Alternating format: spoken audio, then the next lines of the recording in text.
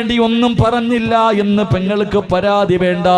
പെങ്ങളെ, അല്ലാഹുവിന്റെ റസൂൽ മിഅ്റാജിന്റെ രാത്രിയിൽ ലോകത്തിന്റെ നേതാവ് മഹാനായ ജിബ്രീൽ അലൈഹിസ്സലാം രണ്ടുപേരും കൂടെ ബുറാഖ് എന്ന് പറയുന്ന വാഹനത്തിൽ ഇങ്ങനെ യാത്ര ചെയ്യുമ്പോ ഒരു ഖബറ് പ്രകാശിക്കുകയാ, ഒരു ഖബറ് പ്രകാശിക്കുകയാണ്. ആ ഖബറിന്റെ അകത്ത് നിന്ന് സ്വർഗത്തിന്റെ പരിമളം ഇങ്ങനെ അടിച്ചു വീശുകയാണ്. അല്ലാഹുവിന്റെ റസൂൽ ചോദിക്കുന്നു, ജിബ്രീൽ, ആ പ്രകാശിക്കുന്നത് എന്താണ് ജിബ്രീൽ? യാ റസൂലല്ലാഹ്, അതൊരു ഖബറാണ് നബിയേ. ആ ഖബറിന്റെ അകത്ത് നിന്ന് സ്വർഗത്തിന്റെ പരിമളം ഖിയാമത്ത് നാൾ വരെ അടിച്ചു വീശും നബിയേ. അല്ലാഹുവിന്റെ പ്രവാചകൻ ചോദിച്ചു, ഏത് പ്രവാചകന്റെ ഖബറാ? അത് പ്രവാചകന്മാരുടെ ഖബറല്ല, ഒരടിമ പെണ്ണിന്റെയും മക്കളുടെയും ഖബറാണ്. ഒരടിമയായ പെണ്ണിന്റെയും മക്കളുടെയും ഖബറാണ്. അല്ലാഹുവിന്റെ പ്രവാചകൻ പറഞ്ഞതിന്റെ അടുക്കലേക്കൊന്ന് പോകുവോ ജിബ്രീൽ? ഖബറിന്റെ ചാരത്ത് കിടന്നു ചെന്നപ്പോ അല്ലാഹുവിന്റെ റസൂൽ ചോദിച്ചു, ഈ അടിമ പെണ്ണാരാ? യാ റസൂലല്ലാഹ്, മാഷിത ബീബി റളിയല്ലാഹു തആല അൻഹയുടെ ഖബറാണ്. മാഷിത എന്ന് പറയുന്ന ഒരടിമ പെണ്ണിന്റെയും മക്കളുടെയും ഖബറാണ്. അല്ലാഹുവിന്റെ റസൂൽ ചോദിച്ചു, മാഷിതയാരാ? മൂസാ നബിയുടെ കാലഘട്ടത്തിൽ ജീവിച്ച പെണ്ണാണ്. ഫിർഔനിന്റെ കൊട്ടാരത്തിലെ വേലക്കാരിയാണ്. ഇസ്ലാമിലേക്ക് കടന്നു വന്നു. മൂസാ നബി പറഞ്ഞു കൊടുത്തു, മാഷിത, എന്ത് നല്ല കാര്യം ചെയ്യാൻ തുടങ്ങുമ്പോഴും ബിസ്മില്ലാഹിർ റഹ്മാനിർ റഹീം, ബിസ്മി പറഞ്ഞിട്ടേ തുടങ്ങാവൂ. മാഷിത ബീബി റളിയല്ലാഹു തആല രാജാവിന്റെ കൊട്ടാരത്തിന്റെ നടുവില് മുടി ചീകുന്നതിന് വേണ്ടി ഒരു പുതിയ ചീപ്പെടുക്കുകയാ. മുടി ചീകുന്നതിന് വേണ്ടി ഒരു പുതിയ ചീപ്പെടുക്കുകയാ. അപ്പോഴാണ് മൂസാ നബി പറഞ്ഞത് ഓർമ്മ വരുന്നത്. മാഷിത ബീബി റളിയല്ലാഹു തആല അവിടെ ഇരുന്നു കൊണ്ട് പറഞ്ഞു, ബിസ്മില്ലാ. അവിടുന്ന് ബിസ്മി പറയുകയാണ്. ഫിറഔനിന്റെ മകള് കേൾക്കുകയാണ്, വാപ്പയുടെ ചെവിയിലെത്തിക്കുകയാണ്. പടച്ചവനെ, കൊട്ടാരത്തിലെ വേലക്കാരിയായ പെണ്ണ് മുസ്ലിമായെന്ന് പുറത്തറിഞ്ഞോ അതിനെക്കാളും വലിയ മാനക്കേടില്ലല്ലോ. ഫിറഔൻ ഒരുപാട് ഉപദേശിച്ചു നോക്കി, പക്ഷേ നാട്ടുകാരറിയാൻ തുടങ്ങി. കൊട്ടാരത്തിലെ വേലക്കാരി മൂസാ നബി അംഗീകരിച്ചെന്നറിയുമ്പോ, ഇസ്ലാമിലേക്ക് കടന്നുപോയെന്നറിയുമ്പോ വല്ലാത്ത മാനക്കേടായി. ഫിറഔന് നേതാക്കന്മാരെ മുഴുവനും വിളിച്ചുകൂട്ടി. അവസാനം യോഗം ഐക്യ കണ്ടേന ഒരു തീരുമാനമെടുത്തു. ഇവളെ എങ്ങനെയെങ്കിലും തിരിച്ചു കൊണ്ടുവരണം, എല്ലാവർക്കും മാതൃകയാകുന്ന രീതിയിൽ ഒരു ശിക്ഷ കൊടുക്കണം. എന്തേ ചെയ്തതെന്നറിയുമോ? ഒരു വലിയ ചട്ടിക്കകത്ത് എണ്ണ തിളപ്പിക്കുകയാ. പടച്ചവനെ, ഒരു വലിയ ചട്ടിക്കകത്ത് എണ്ണ തിളപ്പിച്ചു. തിളയ്ക്കുന്ന എണ്ണയുടെ മുന്നിലേക്ക് മാസിത്താനെ കൊണ്ട് നിർത്തി. ശത്രുക്കൾ ചോദിച്ചു, മാസിത്താ, നിന്റെ തീരുമാനത്തിൽ വല്ല മാറ്റവുമുണ്ടോ? തീരുമാനത്തിൽ വല്ല മാറ്റവുമുണ്ടോ? മാഷിത്ത പറഞ്ഞ്, എന്നെ കൊന്നാലും ഞാൻ മടങ്ങി വരൂല, എന്നെ നിങ്ങൾ കൊന്നാലും ഞാൻ മടങ്ങി വരൂല, അള്ളാന്റെ ദീനാണ് വലുതെന്ന് പറയുമ്പോ ശത്രുക്കൾ പറഞ്ഞു, നോക്കൂ മാഷിത്ത, ആ കൊണ്ടുവരുന്നത് ആരെയാണെന്ന് നോക്കൂ മാഷിത്ത. തന്റെ 7 വയസ്സുള്ള പൊന്നുമോള് 9.5 മാസക്കാലം ഗർഭം ചുമന്ന് മരണവേദനയുടെ വേദനയും നൊന്ത് പ്രസവിച്ച തന്റെ പൊന്നുമോൾ ശത്രുക്കള് പിടിച്ചുകൊണ്ടുവന്ന് തിളച്ച എണ്ണയുടെ മുകളിൽ ഇങ്ങനെ കെട്ടി നിർത്തുകയാ. മാഷിത്താ, മാറ്റമുണ്ടോ? ഇല്ലെങ്കിൽ നിന്റെ പൊന്നുമോളെ തിളച്ച എണ്ണയ്ക്കകത്തിട്ട് പൊരിക്കും മാഷിത്താ.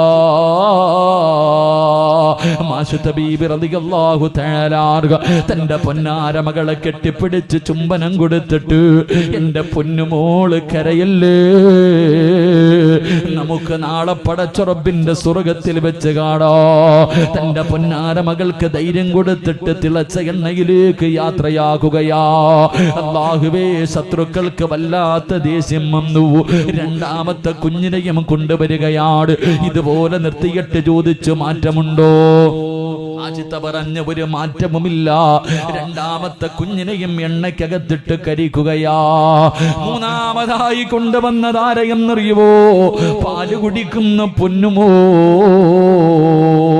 ചോര കുഞ്ഞിനെ കൊണ്ടുവന്ന് തിളച്ച എണ്ണയുടെ മുകളിൽ ഇങ്ങനെ നിർത്തിയിട്ട് ശത്രുക്കള് വിളിക്കുന്നു, മാഷിത്താ നിന്റെ പൊന്നുമോനെയൊന്ന് നോക്കൂ മാഷിത്താ. മാഷിത്ത ബീബി റളിയല്ലാഹു തആല അൻഹയുടെ കണ്ണ് നിറയുകയാ. കാരണം പാല് കുടിക്കുന്ന പൊന്നുമോനാ. കണ്ടു കൊതി തീർന്നിട്ടില്ലല്ലോ. അവനെ തിളച്ച എണ്ണയ്ക്കകത്തേക്ക് യാത്രയാക്കാൻ കഴിയുന്നില്ല. മാഷിത്ത ബീബി കരയുകയാണ്. ശത്രുക്കള് വിചാരിച്ചു മാഷിത്ത ബീബി തോറ്റുപോയെന്ന്. എല്ലാവരും ചുറ്റുഭാഗത്ത് നിന്ന് കളിയാക്കുകയാണ്. പാല് കുടിക്കുന്ന പൊന്നുമോ നോക്കുമ്പോ എല്ലാവരും ഉമ്മാനെ കളിയാക്കുന്നു. ഉമ്മ മാത്രം നിന്ന് കരയുകയാണ്. ഉമ്മാനെ കളിയാക്കിയവരുടെ മുഴുവനും ശബ്ദം നിർത്തിയത് എങ്ങനെയെന്നറിയുവോ? ആ പാല് കുടിക്കുന്ന പൊന്നുമോര് അവൻ വിളിച്ചു, യാ ഉമ്മാ ഇക്തഹമീ. അല്ലാഹു പാല് കുടിക്കുന്ന കുഞ്ഞിന് സംസാരിക്കാൻ കഴിവ് കൊടുക്കുമ്പോ ആ കുഞ്ഞ് വിളിക്കുന്ന ഉമ്മ, ഇവന്മാരുടെ മുന്നിൽ തോറ്റു കൊടുക്കല്ലേ ഉമ്മ. അള്ളാന്റെ ദീനാണ് വലുത്, അള്ളാന്റെ ദീനാണ് വലുത്. നമ്മളൊക്കെ മുസ്ലിമീങ്ങളാണുമ്മ, ഇവന്മാരുടെ മുന്നിൽ തോറ്റു കൊടുക്കല്ലേ ഉമ്മ. എന്നെ ചിരിക്കുന്ന മുഖത്തോടെ എന്നെ ഒന്ന് യാത്രയാക്കുമ്മ. എനിക്ക് നിങ്ങളുടെ ചിരിക്കുന്ന മുഖം കണ്ടിട്ട് പോകാരോ. പിന്നെയും ഉമ്മ കരയുമ്പോ ആ പൊന്നുമകൻ ഉമ്മയോട് ചോദിച്ച ചോദ്യം എന്തെന്നറിയുവോ? ഉമ്മാ, ദുനിയാവിലെ തീ സഹിക്കാൻ നമ്മളെ കൊണ്ട് കഴിയുമുമ്മാ. പക്ഷേ പടച്ചുറപ്പിന്റെ നരകത്തിന്റെ തീയുണ്ടല്ലോ, താങ്ങാൻ കഴിയില്ല ഉമ്മ. എന്റെ ഉമ്മാനെ കൊണ്ടത് താങ്ങാൻ കഴിയുവോ? മാഷിത്ത ബീബി റളിയല്ലാഹു തആല അൻഹ ഓടി വന്ന് തന്റെ പൊന്നുമോന് ചുംബനം കൊടുത്തിട്ട് യാത്രയാക്കുകയാ. 3 മക്കളും മരിച്ചു. ഫിറഔന് മാഷിത്തയോട് ചോദിച്ചു, മാഷിത്താ നിന്റെ വിശ്വാസത്തിന്റെ മുന്നില്, നിന്റെ ഈമാനിന്റെ മുന്നില് ഞാൻ തോറ്റുപോയി മാഷിത്താ. ഇതാരാ പറഞ്ഞതെന്നറിയോ? അന്ന റബ്ബുക്കുമുൽ അലാ, ഞാനാണ് റബ്ബെന്ന് പറഞ്ഞ ഫിറഔന് തന്റെ കൊട്ടാരത്തിലെ ഒരു വേലക്കാരിയായ മുസ്ലിം പെണ്ണിന്റെ ഈമാനിന്റെ മുന്നിൽ തോറ്റുപോയെങ്കിൽ പെങ്ങള് അതേ പരമ്പരയിലല്ലേടി നീയും ജനിച്ചത്? ആ രക്തമല്ലേ നിന്റെ ശരീരത്തിൽ ഒരുങ്ങുന്നത്? എങ്ങനെയാ നിനക്ക് കണ്ടവന്റെ കൂടെ ഓടാൻ തോന്നുന്നത്? അല്ലാ, ഫിറഔന് ചോദിച്ചു, നിന്നെ എന്തായാലും കൊല്ലാൻ പോവുകയാ. എനിക്കൊരുപാട് ഭക്ഷണം വിളമ്പി തന്നതല്ലേ മാഷിത്താ, നിനക്ക് വല്ല അഭിലാഷവുമുണ്ടെങ്കിൽ പറ. മാഷിത്ത ബീബി പറഞ്ഞു, എനിക്കൊരാഗ്രഹമുണ്ട്. എന്നെ നിങ്ങൾ കൊന്നിട്ട് കുഴിച്ചിടുമ്പോ എന്റെ കബറിന്റെ അകത്തെന്റെ മക്കളെ കൂടെ ഒന്ന് കബറടക്കുവോ? അല്ലാഹുവേ, ഫിർഔൻ അങ്ങനെ ഒരു കരുണ കാണിച്ചു. യാ റസൂലല്ലാഹ്, ആ പെണ്ണിന്റെ കബറാണ് നബിയേ. സ്വർഗത്തിന്റെ പരിമളം അടിച്ച് വീശും നബിയേ. ചരിത്രം നമുക്ക് പറഞ്ഞു തരുമ്പോ ഈ സദസ്സിലിരുന്ന് കൊണ്ട് കൈപൊക്കിയ മനുഷ്യ, നിന്റെ 6 അടി മണ്ണിന്റെ അകത്ത് വെളിച്ചമാ, നിന്റെ 6 അടി മണ്ണ് പ്രകാശിക്കുകയാ. നിന്റെ കബറിന്റെ അകത്ത് സ്വർഗത്തിന്റെ പരിമളം അടിച്ച് വീശുമെന്ന് നബി മുഹമ്മദ് മുസ്തഫ